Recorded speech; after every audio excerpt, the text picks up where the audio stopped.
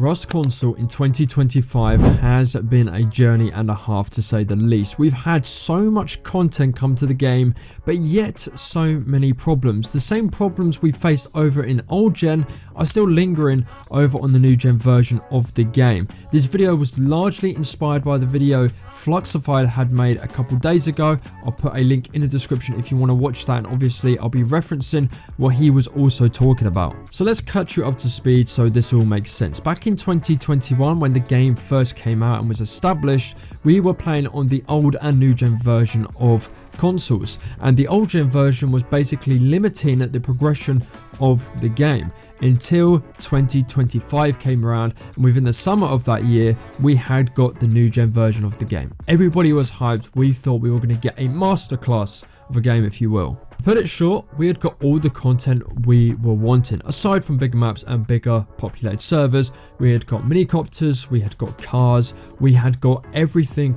we really wanted, to be honest, from the developers. But it seems as if lately the community is somewhat anxious and scared of new updates coming to the game, because when we take 5 steps forward, we take 10 steps back.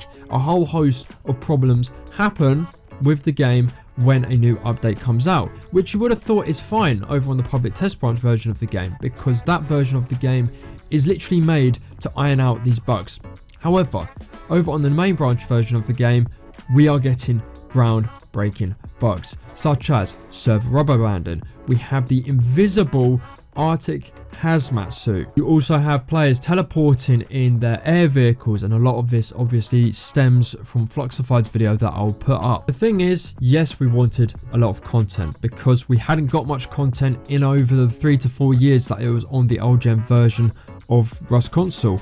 The thing is though, is that there's no point bringing content to the game if it's not playable, and it seemed as if every update that happens, more and more problems arise with this. First and foremost, the maps look like a scribbled notebook back in high school or college, with the amount of monuments overlaying each other in their text. It does look messy and doesn't look great. So 2026, we are hoping that we get bigger maps and bigger populated servers. And by the way, if you've looked at the map, it looks a bit different, looks more zoomed out, and the stuff surrounding the map has been designed differently. I'll try and have a comparison of the new version of the map compared to the old version. So 2026 is actually going to be the opposite of bringing new content. It's probably going to iron out all the bugs, because performance was always an issue, and so was content over on the old gen version of the game. Let's not kid ourselves. I see comments of people saying we should go back to the old gen version of the game. I don't know what crack you are smoking. That's never going to happen. No one should be going back to that game. We had a very slow progression on content coming to the game, not to mention we had awful graphics, and we still had the performance problems we're having now. So whilst we have got a lot more content over on the game, being the new gen version, and also a lot better graphics and skins, the performance issues still are lingering in the game, and being a major factor as to why some players are being put off from playing updates and being scared of new content coming to the game because it's going to break the game. The one most notably so far is the Arctic hazmat invincibility. So if you have the Arctic hazmat and you wear a backpack or a parachute, you'll then go invisible. This is something that we've had to then check out on our community servers, the CNQR community servers, where we now have to ban backpacks and parachutes from the game so people can't use the invisibility glitch. How and why is this a glitch on the game? You would have thought by now that, especially having the public test branch version of the game, for something like the DLC, you should really be testing them over on there and being fully confident that you could be rolling this out. Whilst everybody was asking for it and shit like that, they've made a ton of sales on this. Literally, the marketplace crashed because so many people were trying to buy this item for good reason. It looks great, and it's something that is most asked for in terms of skins and DLC for Rust console, yet it has brought an insane glitch that is making people not play the game. Officials specifically, because you're able to actually ban these items on community servers. 2026 really has to be about ironing out these performance issues, and to the developers' credit, they did bring out a patch notes that did help with this. For one, there was an insta-kill glitch over in sewer where we had to place recyclers so people couldn't go down there. You'd literally enter the sewer underground and boom, you're instantly dead, you cannot retrieve your loot or anything like that.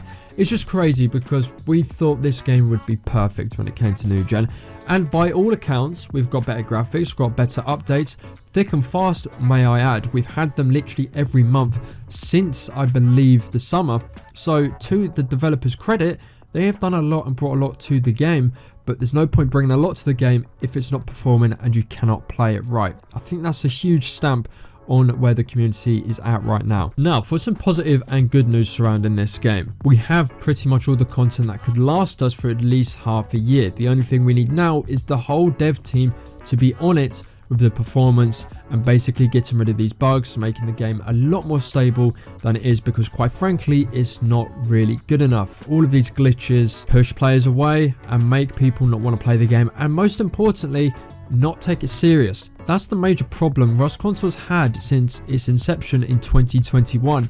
A lot of people don't take this game seriously. A lot of people on PC think it's a joke. Even they joke about the fact that the mobile version of the game looks and runs better than the console version. So we hope that this game is taken a lot more seriously in 2026 with stability upgrades and being able to run the game as good as it can. What's next for Rust Console? So the things that are coming up that are next will be obviously the roadmap. We'll be getting a clear, hopefully clear vision for what they see for Rust Console coming into the new year.